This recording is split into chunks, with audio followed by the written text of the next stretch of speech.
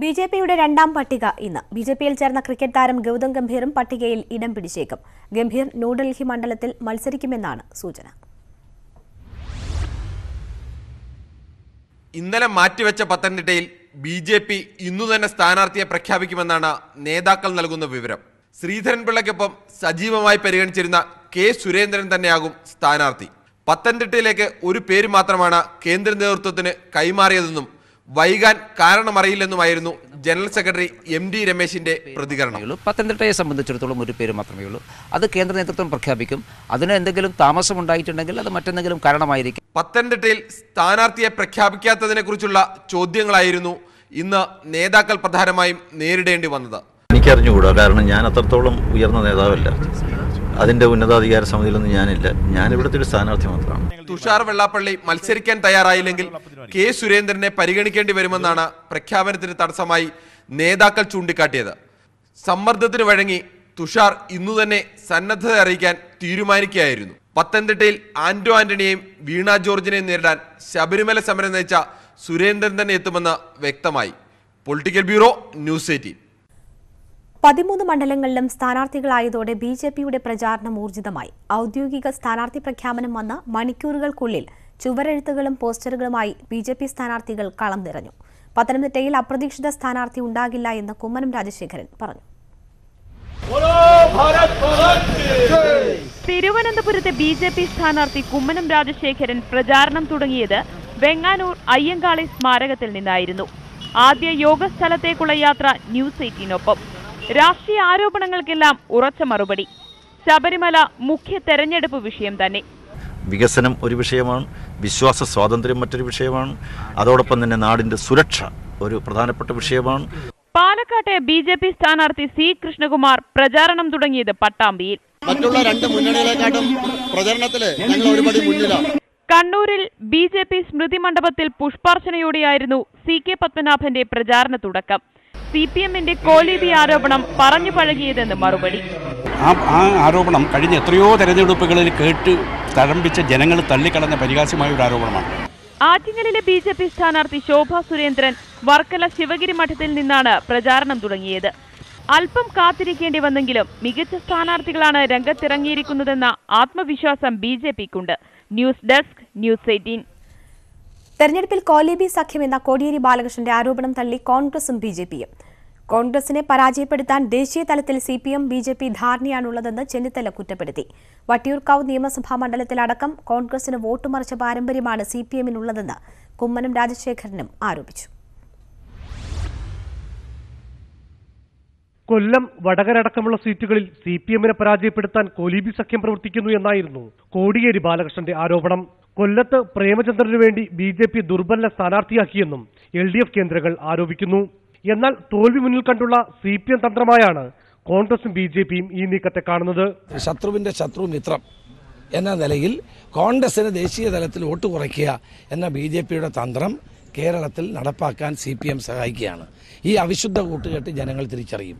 കഴിഞ്ഞ നിയമസഭാ തെരഞ്ഞെടുപ്പിൽ വട്ടിയൂർക്കാവിൽ K. മുരളീധരനായി CPM വോട്ട് മറിച്ചെന്നായിരുന്നു കുമ്മനത്തിന്റെ മറുപടി. 3ാം സ്ഥാനത്തേക്ക് CPM പോയത് എന്തുകൊണ്ടാണ്? CPM-ന്റെ വോട്ടുകൾ K. മുരളീധരന് മറിച്ചു കൊടുത്തുകൊണ്ടാണ്. മറിച്ചു കൊടുത്തതിന്റെ പേരിൽ അച്ചടക്ക നടപടിയെ നേരിടേണ്ടി വന്നില്ലേ സീമയ്ക്ക്? CPM-ഉം BJP-യും ഒറ്റക്കെട്ടായാണ് തെരഞ്ഞെടുപ്പിനെ നേരിടുന്നത്. ജയിച്ചു വന്നാൽ പ്രധാനമന്ത്രി സ്ഥാനാർത്ഥിയായി CPM ആരുടെ പേര് പറയുമെന്നും കുമ്മനത്തിന്റെ വെല്ലുവിളി. നിങ്ങൾ ലോക്സഭയിൽ പോകുമെങ്കിൽ പ്രധാനമന്ത്രി സ്ഥാനത്തേക്ക് ആർക്കു വേണ്ടിയാണ് കൈപൊക്കാൻ പോകുന്നത്? പറയട്ടെ. വട്ടിയൂർക്കാവ് മണ്ഡലത്തിലെ ഉപതെരഞ്ഞെടുപ്പ് സംബന്ധിച്ച ചോദ്യത്തിന് കുമ്മനത്തിന്റെ മറുപടി ഇങ്ങനെ. ആഗ്രഹിക്കേണ്ട കാര്യം അവിടെ മുരളീധരൻ തോറ്റുപോകുന്നുള്ള കാര്യത്തിൽ സംശയം എന്താ? ന്യൂസ് 18 തിരുവനന്തപുരം. കോൺഗ്രസിനെയും BJP-യെയും രൂക്ഷമായി വിമർശിച്ച മുഖ്യമന്ത്രി പിണറായി വിജയൻ. രണ്ടു പാർട്ടികളും തമ്മിലുള്ള വ്യത്യാസം പേരിൽ മാത്രമെന്ന് പിണറായി വിജയൻ ആരോപിച്ചു. രാജ്യത്തിന് ബദൽ നയമാണ് വേണ്ടതെന്നും PK ശ്രീമതിയുടെ തെരഞ്ഞെടുപ്പ് പ്രചാരണ പരിപാടിയിൽ മുഖ്യമന്ത്രി പറഞ്ഞു. തുടർച്ചയായി രണ്ടാം ദിവസമാണ് PK ശ്രീമതി മത്സരിക്കുന്ന കണ്ണൂരിൽ മുഖ്യമന്ത്രി പ്രചാരണം തുടരുന്നത്. ഒരു പാർട്ടി മുഴുവൻ BJP ആകുന്ന കാഴ്ചയാണ് രാജ്യത്ത് കാണുന്നതെന്ന് കോൺഗ്രസിനെ പരിഹസിച്ചുകൊണ്ട് മുഖ്യമന്ത്രി പറഞ്ഞു. വിജയിപ്പിച്ചവരെ ഓർത്ത് വോട്ടർമാർക്ക് ഉറക്കമില്ലാത്ത അവസ്ഥ ഉണ്ടാകരുതെന്നും പിണറായി വിജയൻ പറഞ്ഞു. നമ്മളൊരു പ്രതിനിധിയെ തിരഞ്ഞെടുത്ത് അയച്ചു,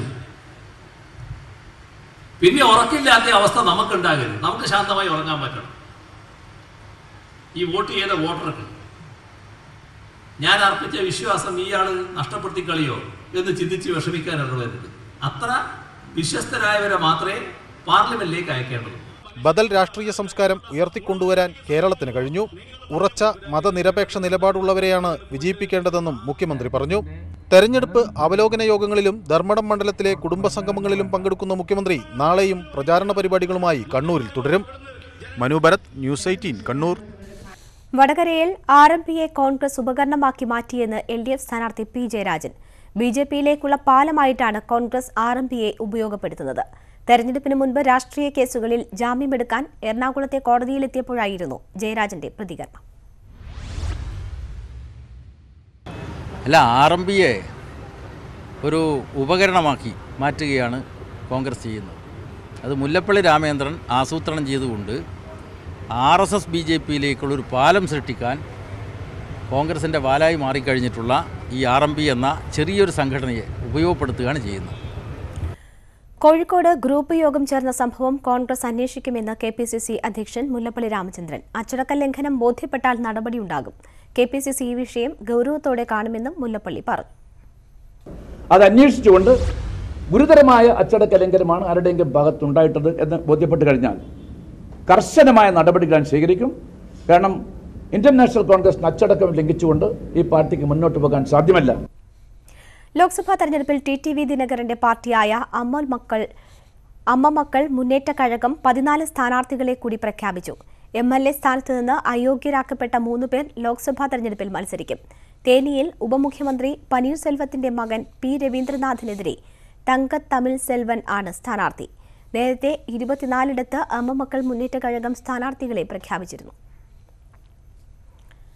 പുൽവാമ പോലെയുള്ള സംഭവങ്ങൾ ഏത് സമയത്തും നടക്കുന്നതാണെന്ന് കോൺഗ്രസ് സഹയാത്രികനായ സാം പിട്രോഡ.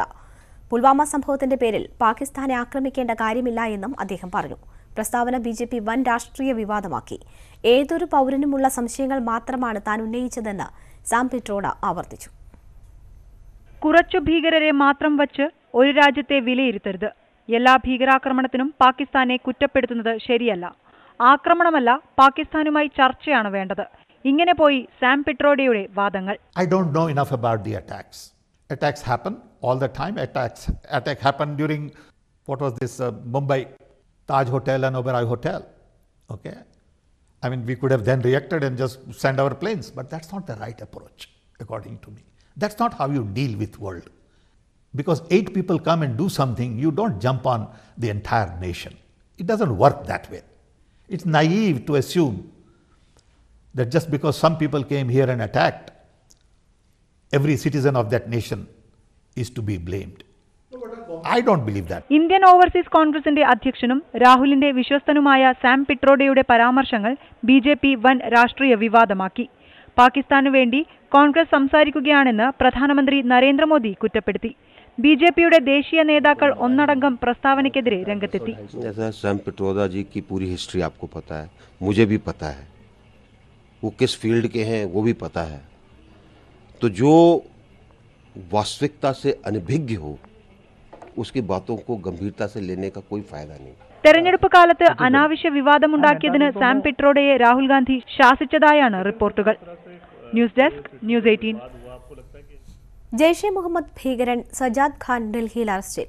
ഡൽഹി പോലീസിന്റെ പ്രത്യേക സംഘമാണ് ചെങ്കോട്ടയുടെ പരിസരത്ത് നിന്ന് ഇയാളെ അറസ്റ്റ് ചെയ്തത്. പുൽവാമ ഭീകരാക്രമണത്തിന്റെ സൂത്രധാരൻ മുദ്ദസിർ അഹമ്മദ് ഖാന്റെ കൂട്ടാളിയാണ് സജാദ് ഖാനെന്ന് പോലീസ് പറഞ്ഞു. മുദ്ദസിർ അഹമ്മദ് ഖാനെ സുരക്ഷാസേന വധിച്ചിരുന്നു. ജമ്മുകാശ്മീരിലെ ഷോപ്പിയാനിൽ ഭീകരരും സുരക്ഷാസേനയും തമ്മിൽ രൂക്ഷമായ ഏറ്റുമുട്ടൽ തുടരുകയാണ്. ഒരു ഭീകരനെ വെടിവെച്ചു കൊന്നു. വീട്ടിനുള്ളിൽ ഒളിച്ചിരുന്ന ഭീകരരെ പുലർച്ചെ 4:30 സുരക്ഷാസേന വളയുകയായിരുന്നു.